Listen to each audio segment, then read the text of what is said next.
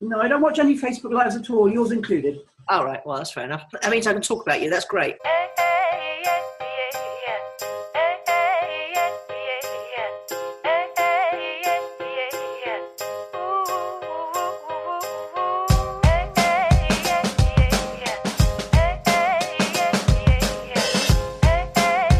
Welcome to Own It, Your Business and Your Life, with Nicola Cairncross and Judith Morgan.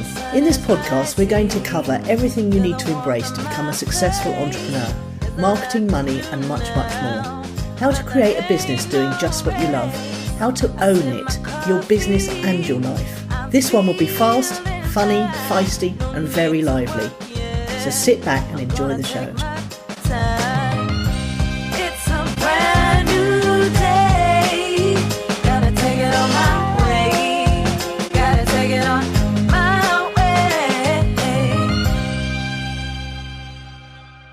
Morning, how are you? I'm all right. How are you? I'm very well, thank you. We had a stupendous thunderstorm here last night, which I managed to capture on the old camera. So speeding up the bits in between and then slowing down the flashes of lightning and the thunder rolling around. It should be very good on the V-zine. What time of day or night was that? Late afternoon. We've had a spell of absolutely glorious weather, and the little man who drives us up from the supermarket said, weather's going to change soon. But when it changes here, it changes quite dramatically. Yeah. Apocalyptic, as Daphne Capsali calls it. Yes. Yes, sir. So do you see she's got a new book out? Well, she's, in fact, I was thinking, well, I'll tell you more about that later, but she's a prolific writing machine, isn't she? She is. She's a writing machine, exactly. I don't know if I'm quite ready to read her books. It's stories about, short stories about death, isn't it? And I'm sure they're not going to be morbid or miserable or anything, but I'm not quite sure I'm ready to read them yet. No. Yeah. So how's your week been? I think it's been quite quiet, hasn't it? It's been very quiet, actually. I do have some things to tell you. Yesterday, gentle listener, I private messaged Nicola to say, for the first time in 122 episodes, I have absolutely nothing to talk about tomorrow. But it turns out, Nicola, today, the 8th of March, the International Women's Day. I know. And the hashtag for the 2017 International Women's Day, the theme of it, is Be Bold for Change. Oh, very nice. I like it. That is quite nice, isn't it? So one thing about my week, two things about my week. Not very much client activity because, I do 10 calls with my group, and last week was a Tuesday and Thursday, but by Tuesday I'd already done the 10, to have the Thursday off. And then on Monday this week, there's a live session 2 till 4 in one group and another one from 5 till 6:30 in the other group. Nobody showed up. So I've got no client stuff to tell you this week, but I went to the beautician's on Friday afternoon, had quite a good long day off on Friday, and then I went to lunch with my family on Sunday, which is a strange old thing because they didn't invite me till Saturday. And I'd allowed Sue, my beloved beautician, to give me a rather sort of goth manicure, sort of dark coloured, which if I'd known on Friday that I was going to lunch with my family in Surrey on Sunday, I wouldn't have been quite so urban, if you know what I mean, in the choice of nail polish, because they were all a bit freaked by that out there, because they're not really very à la moment, shall we say. À la monde. À la moment, of the moment, right up, bang up to the minute. They're not bang up to the minute when it comes to, nail polish colours. They're a bit conservative. Are they? So it would have been pale pink if you'd known. But well, I've actually taken off what Sue did because it wasn't massively to my taste either. But I've just gone back to my favourite, which I think, ironically, is called, I'll just reach into my little box of tricks here. My favourite is called, I think, La La Land. Oh no, it's called Fairy Dust. Oh, nice. Who could resist? Well, I mean, that's got my name all over it, hasn't it? Fairy Dust, don't you think? Yes, indeed, yeah. I know what you mean, because I went into the loo at Toseki the other day, and she came out and said, my hair's awfully dark, isn't it? So I know what you mean about having gone goth, but... yes. Me and my lovely hairdresser, who you all know, of course, the advert, we get chatting so quickly that I don't actually remember having a conversation about colour at all last time. Well, I mean, that's the thing. Halfway through a haircut, sometimes I say, did we discuss what we were supposed to do? I mean, the idea of you in your 50s and me in the 60s being goths is really quite bizarre, isn't it? It is. Can you hear the howling? No. It's a shame you can't hear the howling. It sounds like the hound of the Baskervilles are coming down the hill. It's the scrap metal man. He comes around with his loudspeaker and shouts stuff in his loudspeaker, and it sets all the dogs in the area off. Well, leaving aside your goth hairdo, what else has happened to you in your week? Well, I'm going to tell you about all the back. Here you go. Look, can you hear? Oh, I can hear the hounds of Baskerville now. Yes. Yeah. Listen. He'll come a bit louder and you'll hear him anyway. He shouts something completely incomprehensible in Greek and they all go mad. Anyway, my week. I'm going to tell you all the reasoning behind it in the other sections, but I hosted my first live webinar for a very long time on Saturday morning. Yeah, listen. Darling, you're much more interesting than the dogs. Keep going. Okay. Well, I can't concentrate when he's shouting and they're howling. That's the problem. Right, so I hosted my first live webinar in a long time. It was really good fun to put it all together. I used Webinar Jam, which now integrates more seamlessly with YouTube. It used to be very clunky, very difficult to get it going, and a 60-second delay between what you said and what everyone else heard. But it's now down to 8 seconds, the delay, and I actually found it was really very, very easy to set up indeed. And so I did it, and I thought, I only gave it a couple of days' notice. You know what I'm like? I can't bear planning too far ahead. And so how many people registered? I think about 67 people registered. Oh, hang on, I've got the exact statistics here. I had 82 visitors to the page, of which 63 registered, which is really extraordinary conversion, 76% conversion. 11 turned up live, which is 20% of the people who registered turned up live, which is quite standard. That is usually between 10 and 30%. And 3 people bought my offer. Ooh. I know, 3 sales, $117 out of 11 people live, of which I found out afterwards one was Sarah. So you want that's after the 3 buyers. I missed whatever you said next. Well, I said I found out afterwards one of them was Sarah, so you can't really expect her to buy a new product, regardless of how good it is. Okay, I'm not really getting this. One of your 3 buyers was your sister. No, one of my attendees was my sister. Ah, so okay. You can't really expect her to buy, so that skewed the statistics a little bit. Okay, and what? Now you cut out, and I didn't hear the question. Try again. The offer. What was the offer? It was for my Be Everywhere online course, which I had mind mapped out, but I hadn't actually started creating yet because, again, I like to work to a deadline. Some people would find that a little stressful, but not me. So, and the thing is, I was testing the whole concept of what we're going to be talking about in the middle section, the client challenge of the week. Okay. And I wanted to do that testing on a minimum viable marketing, machine, if you like, so that I didn't go to lots and lots of time and trouble setting it all up properly before I knew if it would actually sell. So that worked really well. So that was what my week was all about, really. The other thing about my week is I've been watching Bernadette Doyle's 5 live Facebook lives. Have you seen any of them? No, I don't watch any Facebook lives at all, yours included. All right, well, that's fair enough. That means I can talk about you. That's great. She's doing a really good job. I mean, she did those other 5 lives recently, and it was her first time, and there were some very funny bits in it, especially when the camera fell over. She had her team with her this time, and she's using a new bit of software called BeLive.tv, which is... yes, the second time I've heard that today, and it's only 10:10. Oh, well, there you go.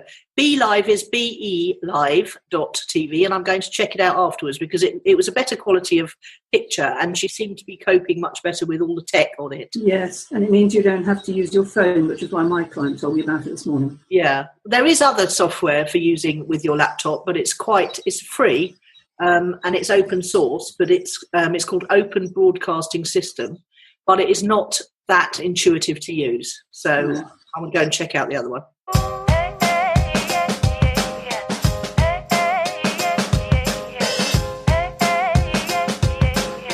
So anything fueled your fire at all this week? Only this morning when a very nice person on Facebook called Sam Bell quoted me as one of 4 inspiring women for her International Women's Day thing. The other 3 are Yvonne, who we talked about last week, and you're going to like this, Lady Gaga and Helen Mirren. Well, what a bunch. And what she said is that I am forever calm and grounded and unashamedly myself in all things. And what I really liked about that is it's nice when people give you feedback that's surprising, but it's even nicer when people appreciate you for what you want to be appreciated for. I know I'm those things, but how nice is it that gets out into the world, if you know what I mean. Yeah, absolutely. And it's just always nice to know that people are noticing what you're doing. Well, I like that she got so clearly what I stand for. I'm calm and grounded and unashamedly myself in all things. So that's fueled my fire quite a lot. I've written down here for yesterday's notes when I was in the desperate place, quiet week. Then I wrote, I would like something interesting to happen. And then I wrote, but be careful what you wish for, i.e., I don't want to manifest anything too interesting, if you know what I mean. Yeah, because too interesting is challenging, you know what I mean? And also, the universe has got an awful... Well, no, the universe doesn't have much of a subtle filter quite often. No. If you ask for something interesting to happen, a ton of bricks can fall on your head sometimes. Anyway, tell me what's fueled yours. Well, as always, it's learning new things, and I'm going to go into a bit more detail about this one later, but simple systems have fueled my fire, because one of my mentors follows, I was watching some of their trainings, and they follow very much the why, what, how model. So they tell you why you need to know about something or care about something, then they tell you what you need to know about it, and then they tell you how to do it. And it suddenly struck me what a nice little model that was for content creation. So I followed it on my first, obviously I had to set up the first module of this training course pretty sharpish because it was starting Tuesday. And I managed to do that on Monday with absolutely no problems at all by following this format. And then I thought today, oh my God, this would really work well for a funnel, starting with a Facebook Live where you tell people why they need to care about what you're talking about. And then you lead them then to a free webinar which tells them what they need to know about what you've been talking about. And then you sell them onto a small course which shows them how they could do what you've been talking about. And I just thought, well, that's really neat, simple, clean, 3 things. We like 3 things. So I'm going to try that out this week, actually, on a new webinar I've got planned. Okay. So that's great. Learning new things and learning new models. I like models a lot. Models of systems.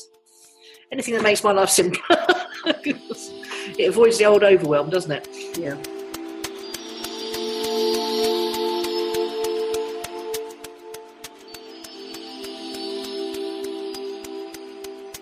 Would you like to hear about 18 proven ways to enjoy a successful location-independent business and the freedom to live wherever you like? Own It The Summit is a pack of 18 dynamite interview recordings with globally successful entrepreneurs, sharing their secrets of the real laptop lifestyle. We handpicked each of these people to interview to show you how to set yourself free to design your ideal lifestyle, whether working from home or travelling the world, while running a successful virtual business that you absolutely love. Just visit ownitthesummit.com and get your hands on these life-changing recordings today.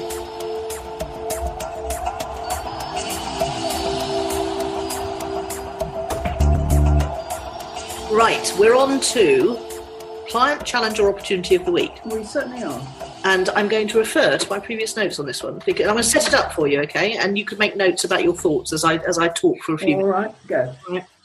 I was struggling a bit, as you know, because I had done everything right and I wasn't getting any bites. Everybody was clicking my ads. Everybody was downloading my free stuff. Everybody was going through the funnel and sending me emails telling me how much they love my content, but nobody was joining my membership site. Well, not nobody. That's a ridiculous exaggeration. A few people were, but not as many as I would hope. And I spent quite a bit of money on advertising over the sort of Christmas to this point, getting lots of people in my front end of my funnel. So I was thinking, oh, what am I doing wrong? And I was, as you know, on the last podcast episode, you coached me rather well, and you said if you've got stuff that's brilliant, you've got to make more effort to get it out there. And then I had a conversation with one of my mentors, and they said something really, again, in the same week that your little comment about just really struck me. This struck me as well. They said, "There's nothing wrong with you, Nicola. You just haven't got an offer that converts yet."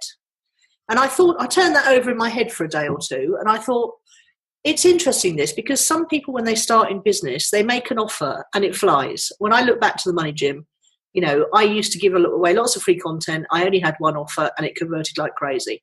And then when it was just me. And then when it was, you, me and Steve, and we turned it into the Money Gym, both of our offers converted really well. Our middle, coaching offer, which was where people came to quarterly workshops and got coached by one of our coaches.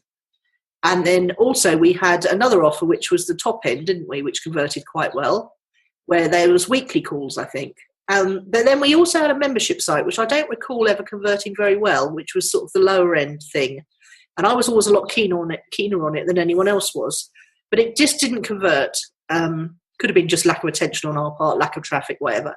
And I was just thinking about all the people that have had successes with an offer that converts straight away, and then all the people who don't succeed because they don't have an offer that converts and they take it personally, or they're trying to sell the wrong thing to the wrong people or whatever. And when my mentor said this, it lifted all the worry and personalization off me. And I thought, well, all I've got to do is get to an offer that converts as quickly as possible then, because I know that what I've got in my membership site is brilliant. I mean, I've got all my different courses that I've created over the years. They're all evergreen. I've got all the fact that I can help people whenever they need help from their mobile phone because of the app. I know that what I've got is brilliant. I just haven't found an offer that converts on the front end yet to get people into the membership site on the back end. So that was brilliant. So I was thinking, okay, this whole offer that converts business, we're going to follow the why, what, how format now. Why do you need an offer that converts? Because without sales, you haven't got a business. And with, especially if you want to create a funnel kind of business where you've got, something, you sell something small and then you sell something bigger to the people who bought something small, and then you offer more support, etc. It also is important for your prospects to have an offer that converts, because unless you've got something you can offer them at a low price point, you're not giving them an easy way to try you out. And then I thought the other reason why you need an offer that converts is because it does get rid of them, but it means that you can qualify your prospects from the tire kickers and freebie seekers to the people who are willing to actually invest with you, even albeit at a low level. So what can you do to create or to find your offer that converts? And I thought there's only a few things. You could offer a tips, mistakes, or a cheat sheet front end leading to a small video course or an email course. You could do an expert interview. So say, for example, you've got a podcast and you land a really big fish, like Anthony Tilley's just landed a podcast with Robert Kiyosaki. Now, possibly he could have sold that for $17 or $27 or whatever. He chose to put it into his podcast for free, and a very good interview it was too. He turns out to have quite a good sense of humour on Kiyosaki. But the other thing you could do as an offer that converts, it could be a book, or it could be a signed copy of your book where people just pay the postage and packing and you sign a copy and send it to them. But you've got to find something that your marketplace are willing to buy as quickly as possible, because without that you haven't got a business and you haven't got customers. You've just got what I ended up with, which was 3,500 people who downloaded my free book and don't want to buy the next thing I was offering. So finally, how do you find an offer that converts? I think the thing to do is as soon as I got this concept into my head, I thought I'm going to survey my prospects. So I sent out an email and I said, okay, I'm thinking of doing a webinar. I tried a couple of other offers first, by the way, and they bombed completely. I said, so on this third attempt I'm thinking of doing a webinar. These are the 3 topics I'm thinking of covering. Which one would you prefer? And people clicked one of the links and it took them through to a good resource. So I wasn't just getting their opinion, I was sending them to something good as well. And the one that stood out was the social media domination. And that was interesting because if you'd asked me before, I would have said, oh, yawn, social media marketing. Surely we're all over that now. But obviously people aren't. So then how did I do it? I ran Facebook ads to get an opt-in for the webinar. And I also obviously marketed it to my list. And the final thing of how was I kept it really simple. I kept to this why, what, how concept. I went through the webinar. Kept it to an hour. And at the end, I made an offer for a little course. And again, courses are something that are everywhere at the moment. Everyone's saying you need a course. But I was just thinking, oh, God, really? Is anyone really interested in that? Surely they just want to get their own questions answered. But no, it turns out I was wrong again. So now I've got the process of finding an offer that converts. And in fact, I'm going to have 4 or 5 offers that convert, and I'm going to rotate them. Because then people won't get bored. I'll be able to get people onto my courses. I know I can create great content. And then people will have 12 weeks in the membership site, getting used to the environment, getting used to having help from me, And I just thought how important this is and how few people talk about it, and how important it is for people who haven't instinctively stumbled on an offer that converts to think about this and decide what they're going to do to get to one as quickly as possible. What are your thoughts?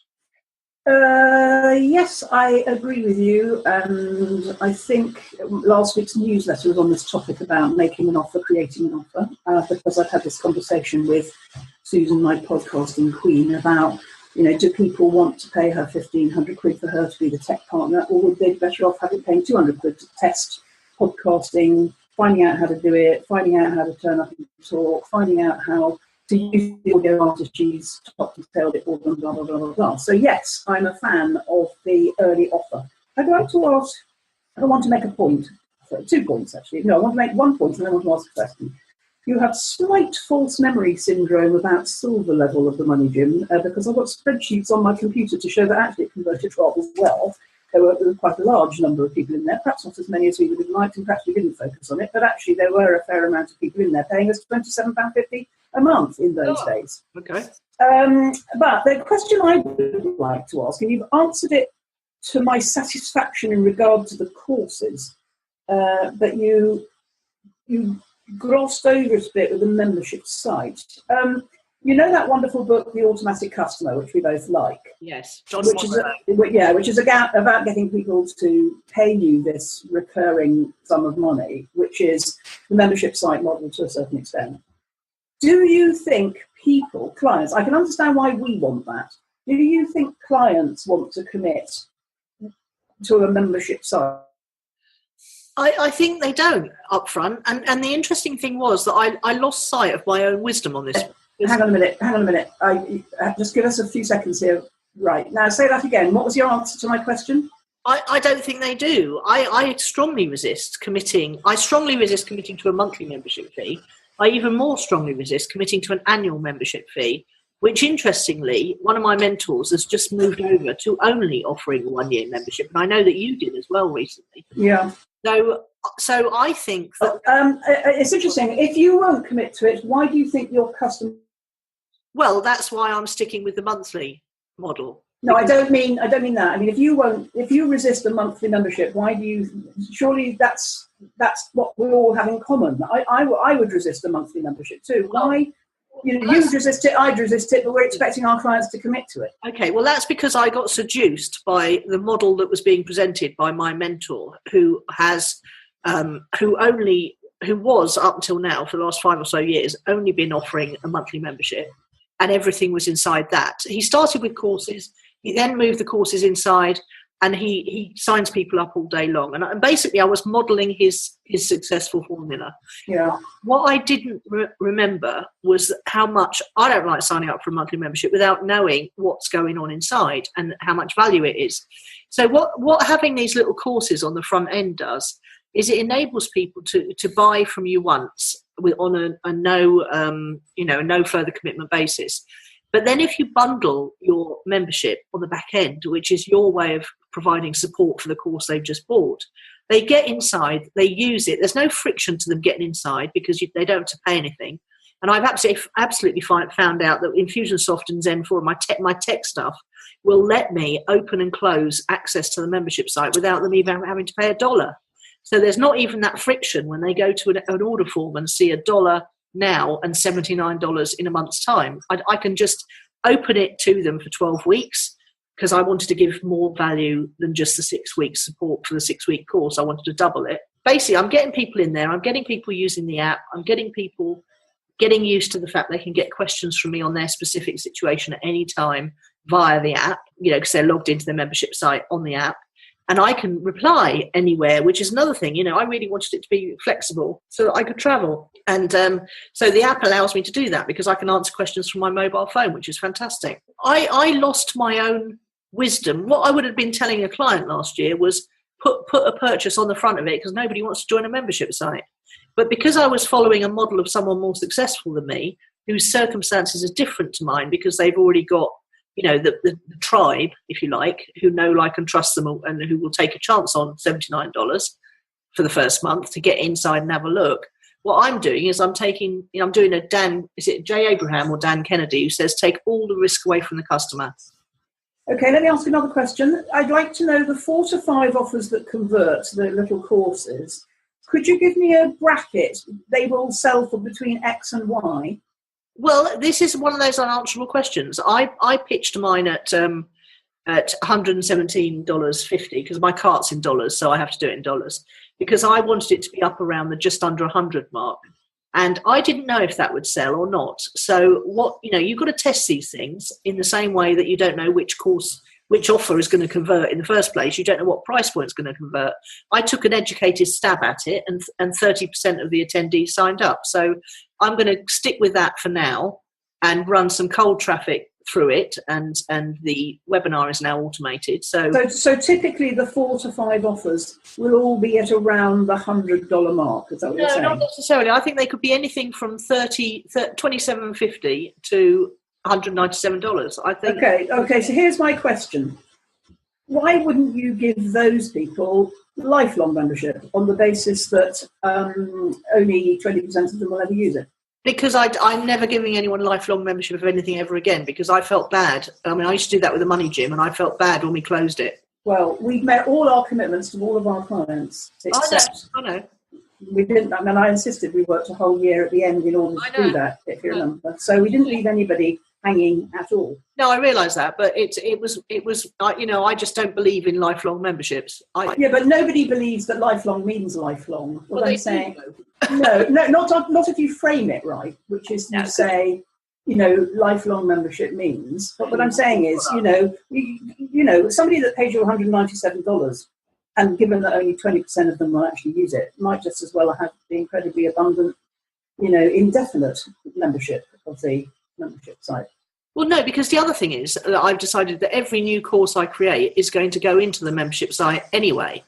It's that is my delivery mechanism. So so it's exactly the opposite then. Which if you pay how much is the fee for the membership site? $79. Yeah, so if you pay the $79, you get in for free having bought one. But if you get in for free and continue to pay the $79 forever, you'll get all the other ones. Yeah.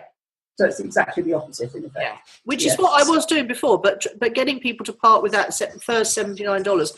And funnily enough, they didn't even do it when I offered a month's trial for $1. The conversion just wasn't happening. No, so it isn't about the money, is it? No, it's not about the money. It's about it's all with an offer that converts. It's always about communicating the value. And funnily enough, Bernadette Doyle is doing these 5 lives. She's talking about pricing for profit right now. And I've got to go tell people to go and watch them because they're really good. And episode 2 that she did just yesterday was all about this. It's never about the price. It's always about, we've talked about this, haven't we? Selling people what they want rather than what they need. And I just couldn't believe that people really wanted more stuff on social media, and they wanted, a course that went over 6 weeks. I just couldn't, until I sold it, I couldn't believe it. And she's saying, that it's never about the price. It's always about communicating the value of what you've got.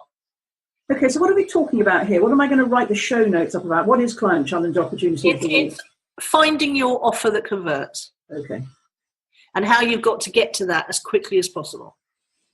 And I know that there's some people listening to this who are sold on the membership model but have not necessarily been converting that well. So what you need to do is think about these little quick courses, because people seem to love them.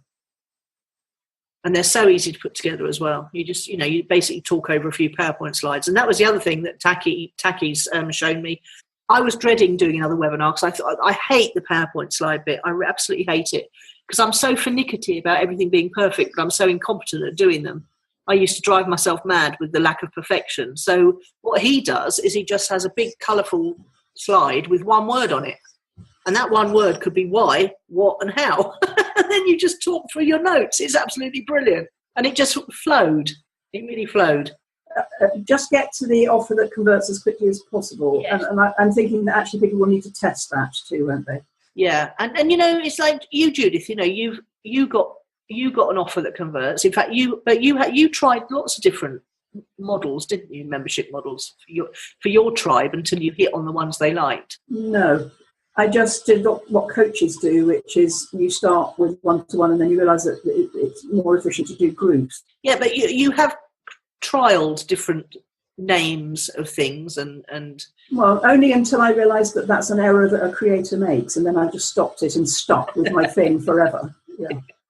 Yeah, but you know, I'm churning out so much content now, just as a byproduct of doing all this stuff. That I don't, you know, once I've got the reason I want 4 or 5 offers that convert is so that I can rotate them, and I don't have to keep creating new ones. Yes, and people don't get sick of it, because if you've only got one offer that converts, people get a bit sick of it, don't they? I don't know, but I think 4 to 5 offers that convert is a good idea in your situation. Well, I'll let you know how it goes. Okay, very good.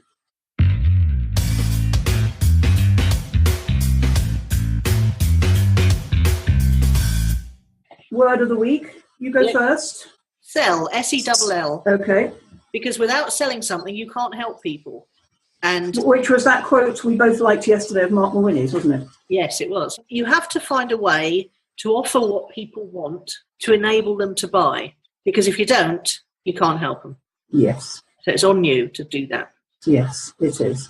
And generally speaking, not a nasty thing. I like to think of it as offering them a plate of biscuits. No skin off your nose if they don't take it. Somebody else will. Yeah, we had a conversation on this podcast about the words. Yes, and I wrote a blog post about it as well. It's an offer, isn't it? Offer. If you think of the traditional word, you come round to my house, I offer you a cup of tea. I don't go and think there's something wrong with me and cry in the bathroom if you say no.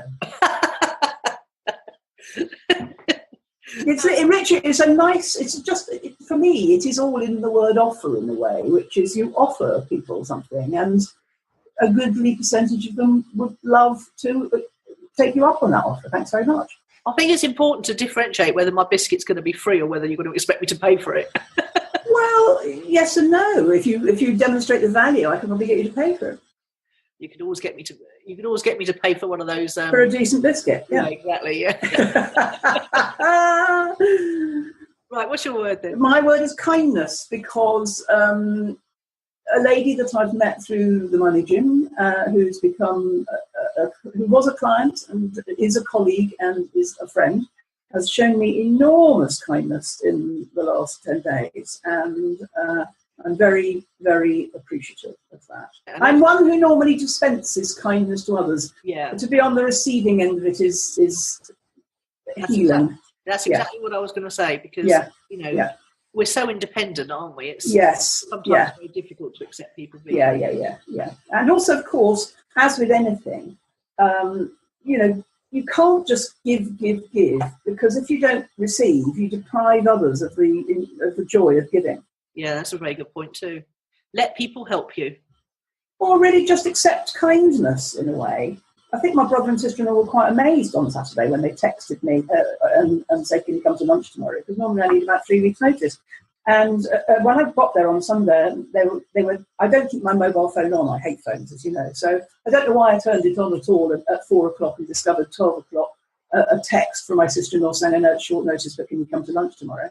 And apparently they were at a rugby match all afternoon, and my brother kept saying, "Has she replied yet? Has she replied yet?" Because they can't really get their heads around the idea of somebody. Their family are in constant text touch with each other. Yeah. So, it was strange to them. But, there's a good example, which is one doesn't always feel in the mood necessarily for doing anything spontaneous or whatever. But there you go. Nice offer. Thanks very much. Yeah, see you tomorrow. I'll rock up and have some lunch with you. Yes, exactly. Yeah.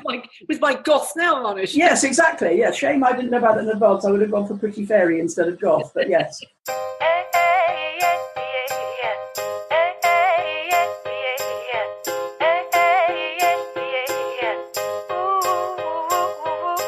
Project updates. Yes.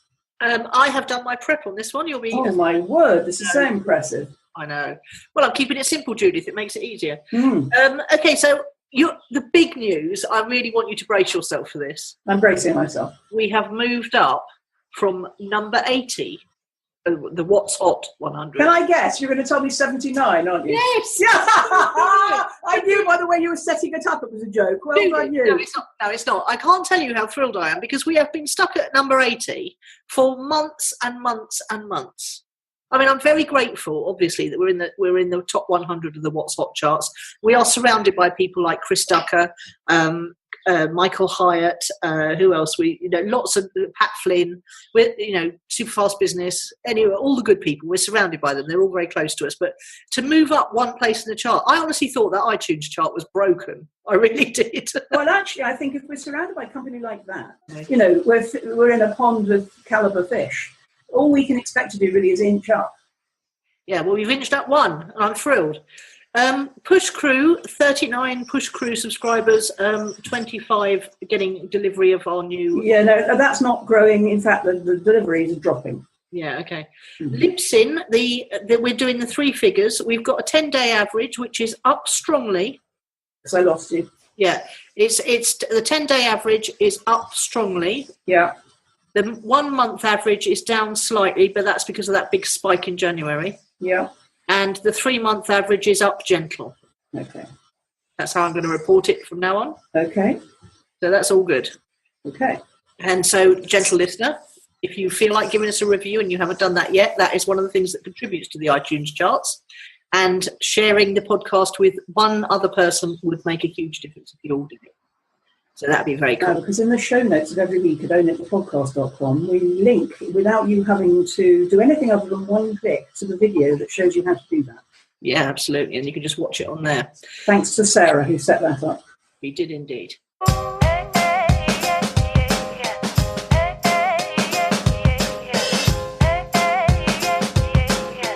So who or what's impressed you this week? Well, again, as I did warn you in advance, nothing. However, when I went to lunch with my brother on Sunday, he gave me a couple of tips to some programs on Amazon Prime. And since you're on Amazon Prime, I think you might have seen both of these. In fact, I'm not sure if I haven't heard you talk about the first one, Goliath with Billy Bob Thornton. Have you watched that? No, I haven't.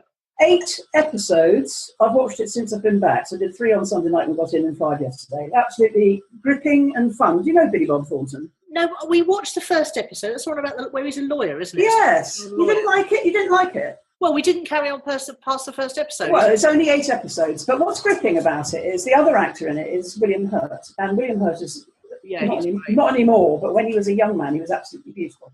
And they're cast against type because William Hurt is the baddie in this and Billy Bob Thornton the goodie. And Billy Bob Thornton always plays the weirdo baddie. He does. But actually, he doesn't in this. So the two of them must have either swapped roles or had a right giggle that they were playing against type, which of course is much more interesting for an actor.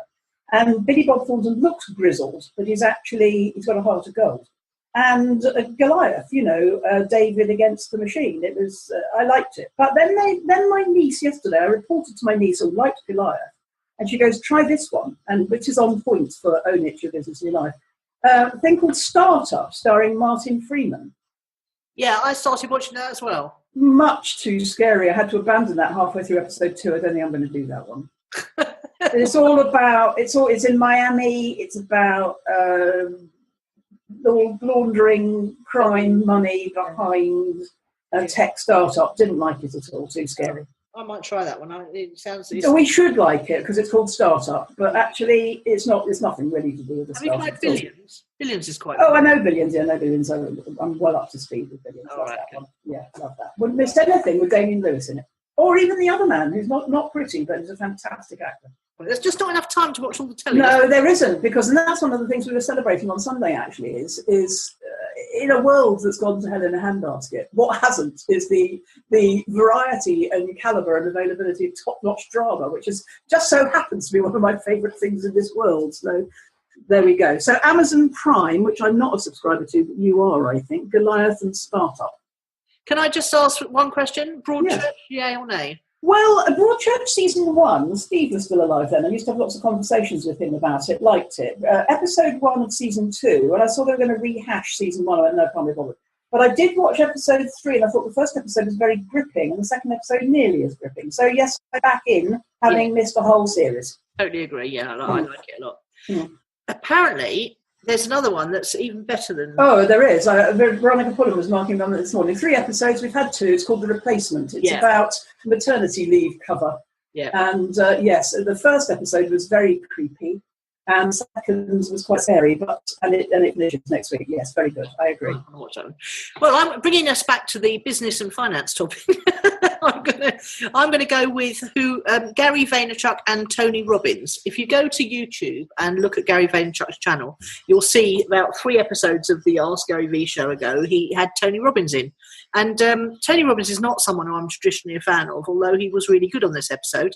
But he's got a new book out called Unshakable. There's a bear market there's a crash every 5 years, and a bull market follows the bear market. And what Tony's done is he's put together, because he wrote that huge book about money, didn't he? That was impossible to lift, let alone read. Yeah. And this Unshakable one is apparently how to get through a shake-up, short recession for the average Joe. So it's a lot more accessible than that great huge tome where he interviewed all those incredible money experts. So I haven't read it yet, but I have ordered it, and I will let you know what it's like. But I like it, and that episode of Gary V with Tony Robbins is very well worth watching. While we're on the topic of Gary V, apart from Jab Jab Right Hook, which I didn't finish but did like, I've not watched or read or followed or been to or done anything at all with Gary V.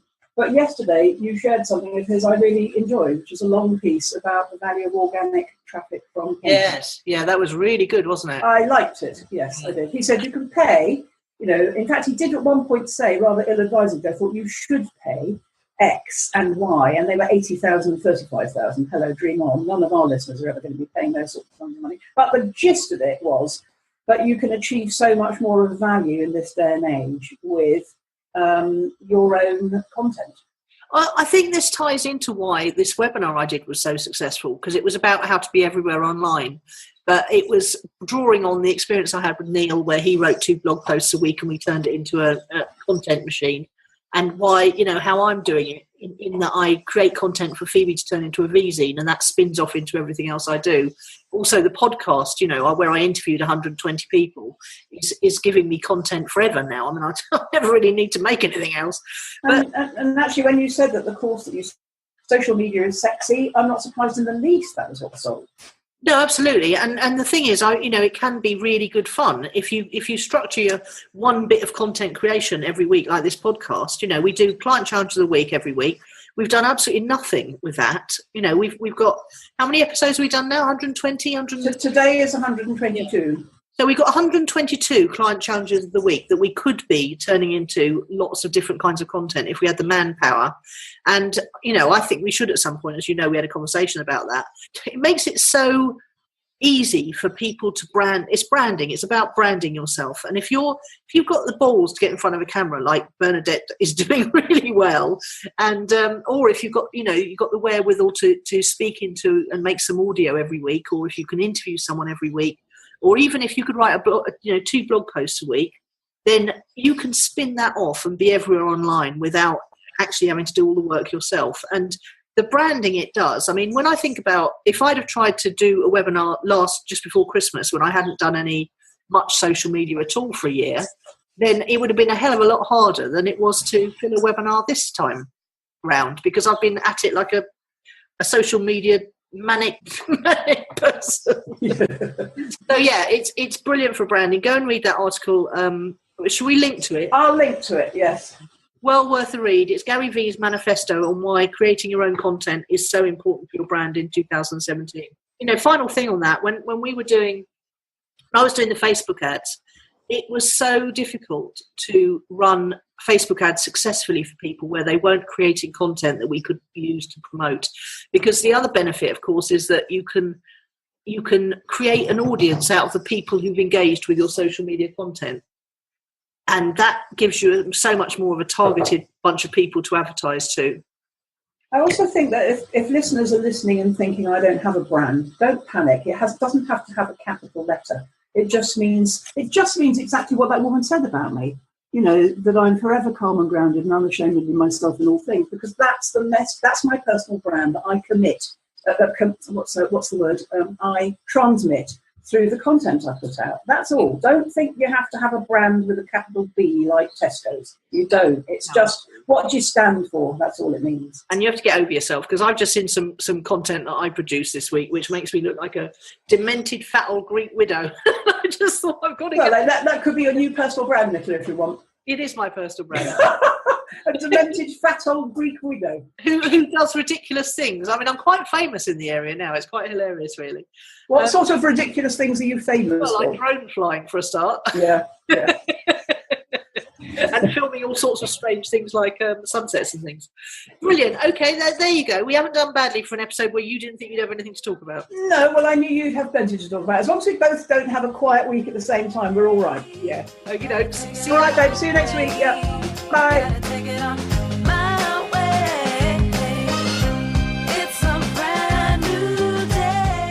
You've been listening to Nicola Cairncross and Judith Morgan. The podcast is called Own It, Your Business and Your Life. Do come and visit us at ownitthepodcast.com. We'd love to hear your feedback. You can find out more about Judith and visit her on her website at judithmorgan.com, and you can find Nicola at nicolacairncross.com.